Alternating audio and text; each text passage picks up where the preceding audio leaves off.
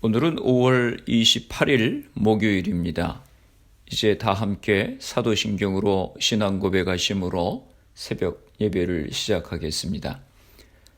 전능하사 천지를 만드신 하나님 아버지를 내가 믿사오며 그 외아들 우리 주 예수 그리스도를 믿사오니 이는 성령으로 잉태하사 동정녀 마리아에게 나시고 본디오 빌라도에게 고난을 받으사 십자가에 못 박혀 죽으시고 장사한 지 사흘 만에 죽은 자 가운데서 다시 살아나시며 하늘에 오르사 전능하신 하나님 우편에 앉아 계시다가 저리로서 산자와 죽은 자를 심판하러 오시리라. 성령을 믿사오며 거룩한 공예와 성도가 서로 교통하는 것과 죄를 사하여 주시는 것과 몸이 다시 사는 것과 영원히 사는 것을 믿사옵나이다. 아멘. 오늘 우리에게 주시는 하나님의 말씀은 신명기 25장 1절에서 10절까지 말씀입니다. 제가 봉독해 드리겠습니다. 사람들 사이에 시비가 생겨 재판을 청하면 재판장은 그들을 재판하여 의인은 의롭다 하고 악인은 정죄할 것이며 악인에게 태형이 합당하면 재판장은 그를 엎드리게 하고 그 앞에서 그의 죄에 따라 수를 맞추어 때리게 하라. 40가지는 때리려니와 그것을 넘기지는 못할지니 만일 그것을 넘겨 매를 지나치게 때리면 내가 내 형제를 경히 여기는 것이 될까 하노라. 곡식 떠는 소에게 망을 씌우지 말지니라. 형제들이 함께 사는데 그중 하나가 죽고 아들이 없거든 그 죽은 자의 아내는 나가서 타인에게 시집가지 말 것이요 그의 남편의 형제가 그에게로 들어가서 그를 맞이하여 아내로 삼아 그의 남편의 형제된 의무를 그에게다 행할 것이요 그 여인이 낳은 첫 아들이 그 죽은 형제의 이름을 잊게 하여 그 이름이 이스라엘 중에서 끊어지지 않게 할 것이니라. 그러나 그 사람이 만일 그 형제의 아내 맞이하기를 즐겨하지 아니하면 그 형제의 아내는 그 성문으로 장로들에게로 나아가서 말하기를 내 남편의 형제가 그의 형제의 이름을 이스라엘 중에 있기를 싫어하여 남편의 형제된 의무를 내게 행하지 아니하나이다 할 것이요 그 성읍 장로들은 그를 불러다가 말할 것이며 그가 이미 정한 뜻대로 말하기를 내가 그 여자를 맞이하기를 즐겨하지 아니하노라 하면 그의 형제의 아내가 장로들 앞에서 그에게 나아가서 그의 발에서 신을 벗기고 그의 얼굴에 침을 뱉으며 이르기를 그의 형제의 집을 세우기를 즐겨 아니하는 자에게는 이같이 할 것이라 하고 이스라엘 중에서 그의 이름을 신벗김 받은 자의 집이라 부를 것이니라. 아멘. 할렐루야. 지난밤도 평안한 밤 되셨지요? 본문 1절에서 3절까지는 태형의 한계에 대해서 말씀을 하고 있습니다. 태형이라고 하는 것은 죄의 대가로 범죄자에게 가하는 매질인데 가죽으로 만든 채찍 형벌입니다. 1절에 말씀합니다. 사람들 사이에 시비가 생겨 재판을 청하면 재판장은 그들을 재판하여 의인은 의롭다 하고 악인은 정죄할 것이며 다툼이 생겨서 법정에 재판을 청하면 재판관은 공정과 정의로 판단해야 되지요. 그런데 구약시대에도 재판관이 돈의 매수가 돼서 그릇된 재판을 하는 경우가 많았습니다. 그래서 신명기 16장 19절에 이렇게 말씀합니다. 새번역으로 읽습니다. 당신들은 재판에서 공정성을 이뤄서도 안 되고 사람의 얼굴을 보아주어서도 안 되며 재판관이 뇌물을 받아서도 안 됩니다. 뇌물은 지혜 있는 사람의 눈을 어둡게 하고 죄 없는 사람을 죄인으로 만듭니다. 또 잠언 17장 23절에도 말씀합니다. 공동번역입니다. 나쁜 사람은 남몰래 뇌물을 받고 그릇된 판결을 내린다라고 말씀했습니다. 예나 지금이나 뇌물을 먹고 그릇된 판결을 내리는 것은 사회를 어지럽히는 일이고 하나님의 공의에 위배되는 행위입니다. 그러므로 성경은 재판관이 사심없이 오직 공의에 따라 재판을 진행하라고 강조하고 있습니다. 2절 말씀입니다. 악인에게 태형이 합당하면 재판장은 그를 엎드리게 하고 그 앞에서 그의 죄에 따라 수를 맞추어 때리게 하라. 재판관이 판단하기에 태형으로 다스려 합당하면 그의 악행에 합당하게 태형을 치도록 했습니다. 3절입니다. 40가지는 때리려니와 그것을 넘기지는 못할지니 만일 그것을 넘겨 매를 지나치게 때리면 네가 네 형제를 경히 여기는 것이 될까 하노라. 범죄 경중에 따라서 태형의 수가 정해졌는데 가장 중한 태형도 40대를 넘을 수는 없었습니다. 이 규정은 인간을 무자비하게 때림으로 해서 사람을 불구로 만든다든지 혹은 죽게 되도록 만드는 경우를 미연에 방지하고자 만든 규정입니다. 사도 바울은 유대인들에게 40에서 하나 감한매를 5번이나 맞았다고 고백을 했습니다. 고린도 후서 11장 24절에 말씀합니다. 유대인들에게 40에서 하나 감한매를 5번 맞았으며 40대를 넘겨서 때리면 그것은 형제를 경히 여기는 것이 되었습니다. 메시지 성경에 보면 이렇게 번역하고 있습니다. 그러나 40대 이상 맞게 하지는 마십시오. 그렇게 하는 것은 그를 인간 이하의 존재로 대하는 것입니다. 너무 심한 매질을 해서 흉측한 불구의 몸이 되게 해서는 안 된다는 것입니다. 비록 범죄자라 할지라도 그 기본 인권만은 보호되어야 한다고 하는 것이 성경적인 가르침입니다. 여러분도 뉴스를 다 보셨겠지요. 지난 25일 날 미네소타주 미네아폴리스에서 식당 경비원인 흑인이 경찰의 무릎에 깔려서 죽은 사건이 있었습니다. 숨을 쉴 수 없다고 하는데도 경찰이 듣지 않고 계속해서 풀어주지 않고 목을 눌러서 숨지게 했습니다. 이 사건으로 폭동이 일어나고 일파만파 사건이 커지고 있습니다. 트럼프 대통령도 연방수사국에 조사를 명령했다고 합니다. 어떻게 이런 일이 일어날 수 있습니까? 백인 경찰이 흑인에 대한 인종차별로 인해서 이런 일이 일어난 것입니다. 너무 어이가 없는 일이 벌어진 것입니다.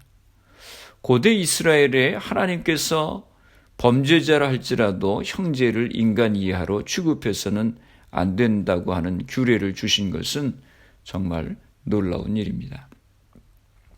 4절입니다. 곡식 떠는 소에게 망을 씌우지 말지니라. 곡식을 밟으면서 타작하는 소의 입에 망을 씌우지 말라고 하는 것입니다. 망이라고 하는 것은 입마개입니다. 소는 일하는 동안 탈곡하는 곡식을 주워 먹는 일이 발생하기 마련입니다.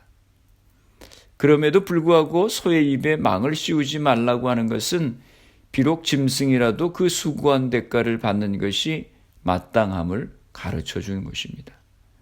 사도 바울은 이 율법을 인용해서 복음을 전하는 사역자가 생활비를 받을 권리가 있다고 가르쳤습니다. 디모데전서 5장 18절입니다. 성경에 일렀으되 곡식을 밟아 떠는 소의 입에 망을 씌우지 말라 하였고 또 일꾼이 그 싹을 받는 것은 마땅하다 하였느니라. 본문 5절과 6절 보겠습니다. 형제들이 함께 사는데 그중 하나가 죽고 아들이 없거든 그 죽은 자의 아내는 나가서 타인에게 시집가지 말 것이요 그의 남편의 형제가 그에게로 들어가서 그를 맞이하여 아내로 삼아 그의 남편의 형제된 의무를 그에게다 행할 것이요 그 여인이 낳은 첫 아들이 그 죽은 형제의 이름을 잊게 하여 그 이름이 이스라엘 중에서 끊어지지 않게 할 것이니라. 이 말씀은 계대법에 관한 말씀입니다.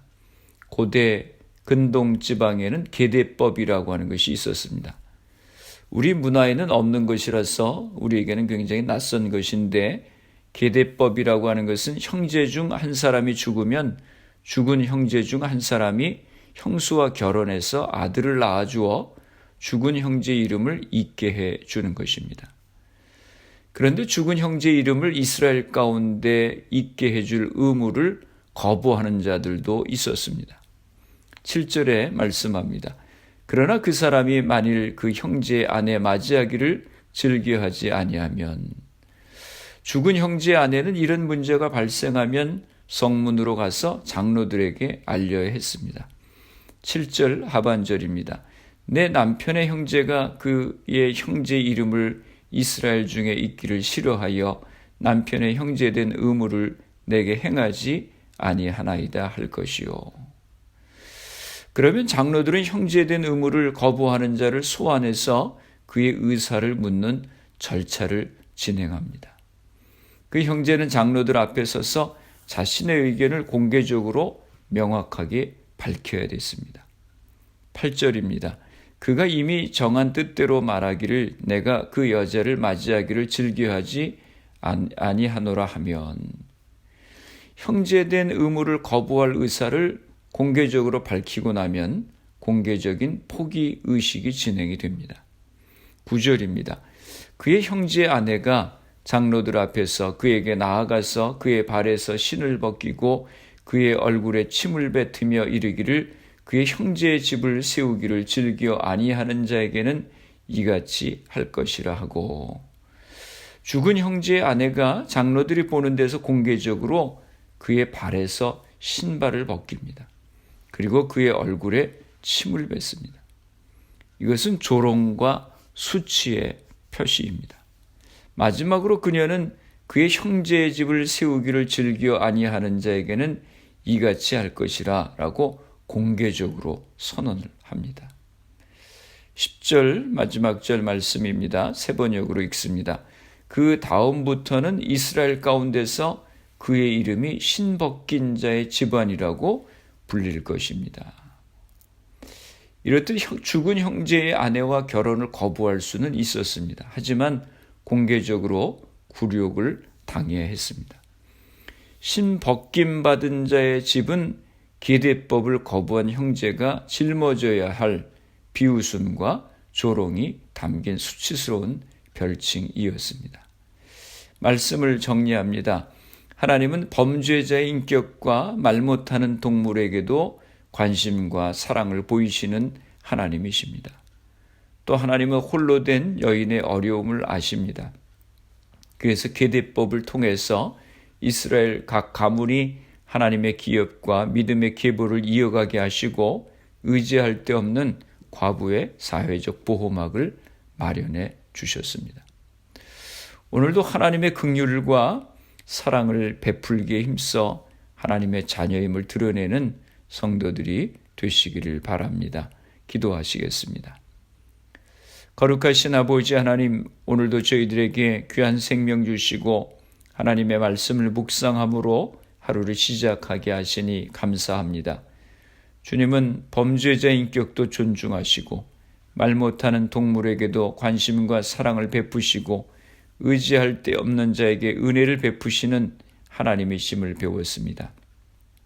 저희들도 주님의 성품을 닮아 힘들고 어렵고 불쌍한 사람들에게 긍휼과 사랑을 베풀며 살아갈 수 있게 하여 주시옵소서. 우리의 가정들을 축복하시고 하나님을 잘 섬기는 믿음의 가정이 되게 하여 주시옵소서. 우리 자녀들을 축복하여 주시고 자녀들에게 마땅히 행해야 될 길을 가르칠 수 있는 저희가 되게 하여 주옵소서. 우리에게 주신 사업과 직장들을 붙들어 주옵소서. 우리 교회를 축복하여 주시어서 이 지역에 죽어가는 많은 영혼들을 구원하는 귀한 사명을 감당케 하여 주시옵소서. 질병으로 어려움을 당하는 이들을 회복하여 주시고 생업의 어려움 가운데 있는 이들에게 은혜를 허락하여 주옵소서. 코로나 바이러스를 위해서 수고하는 모든 의료진들, 봉사자들, 위정자들에게 지혜를 주시고 강건케 하여 주시옵소서. 하루속히 백신이 개발될 수 있도록 은혜를 허락하여 주시옵소서. 이 질병이 하나님의 은혜 가운데 속히 물러가게 하여 주옵소서. 오늘도 주님과 동행하는 복된 하루가 되게 하여 주옵소서. 예수님의 이름으로 기도드리옵나이다. 아멘. 주기도문 하심으로 새벽 기도회를 마치겠습니다. 하늘에 계신 우리 아버지여, 이름이 거룩히 여김을 받으시오며 나라가 임하시오며 뜻이 하늘에서 이루어진 것 같이 땅에서도 이루어지이다. 오늘 우리에게 일용할 양식을 주시옵고 우리가 우리에게 죄 지은 자를 사하여 준 것 같이 우리 죄를 사하여 주시옵고 우리를 시험에 들게 하지 마시옵고 다만 악에서 구하시옵소서. 나라와 권세와 영광이 아버지께 영원히 있사옵나이다. 아멘. 새벽 예배를 마쳤습니다. 오늘 하루도 주님 안에서 승리하시기 바랍니다. 새벽 예배 후 개인적으로 10분 이상씩 기도하시기 바랍니다. 우리 주변에 힘들고 어려운 이들에게 긍휼과 사랑을 베푸는 삶을 살아갈 수 있도록 위해서 기도하시고, 말씀과 성령의 충만함을 위해서 기도하시고, 가정과 교회를 위해서 기도해 주시기 바랍니다. 그리고 코로나 바이러스를 위해서 애쓰는 의료진들, 봉사자들, 위정자들 위해서 기도해 주시고, 코로나 백신 개발을 위해서 기도해 주시기 바랍니다. 코로나 바이러스로 희생된 가정들, 환자들 위해서 기도해 주시기 바랍니다.